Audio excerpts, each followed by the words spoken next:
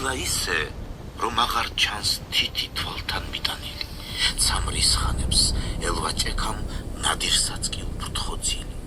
ქარისუის გულ საკლავა წვიმა უშვებს კოკის პირად, ხან აქ, ხან იქ მთაღრეებში გავარდება მეხი ხშირად. თითქო მართლა თვით ჯოჯოხეცა უშვია ქვეყნად ზარი, აიტანა შიშის ქარმა თანასწორად მდადაბარი. ამ დროს ხოლმე თვითეშმაკიც ეძებს ძრწოლით თავშესაფარს, მაგრამ დახეთ ვიღაცა გზავრი სტუმრად მოსდგა აფხაზის კარს. დაურეკა და ხმა მისცა, გამომხედეთ ვინ ხართ შინა, სტუმარი ღვთის კარზე ვდგავარ, ცხენს და კაცსა გვინდა ვინა. მეტა ვინ არის ასე? გაუკვირდა აფხაზდას თქვა, ამ თავს ხმაში ეს ვინ არის?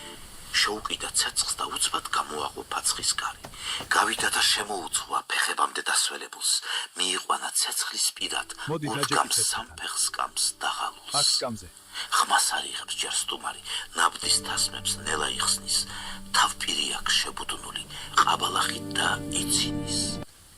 ჯერ ნაბადი მიაყუდა ბნელ კუთხისკენ მიდგა წყნარა და ბაშლიყი რომ გადიძრო მოტრიალ და უკან ჩქარა. მას პინძელო სიცილიც თქვა, წახდა ჩემი ხუმრობაო, ვერ მიცანი თუ გეწყინა ეს უდროო სტუმრობაო. საფარ შენ ხარ ენაცვალოს ძიძისშვილი მაგ შენს თავსო, ეს თვალები რაღაც ნახვენ შენს უკეთეს სანახავსო. მოეხვია გადაკოცნა როგორც ძმა და თვისი ტოლი და მერე კი გააღვიძა შიგნით მწოლი მისი ცოლი. შეეხვეწა აბაჩქარა მოამზადე ვახშამიო, შორი გზა აქვს გამოვლილი, არ ექნება ნაჭამიო. არა ბათო, ვახშამს არ ვჭამ, არ მცალია იმისთვისო. მე სხვა მადამ აქვს აშლილი, სხვანაირი გულის თქმისო. უპასუხა და მოუღვა.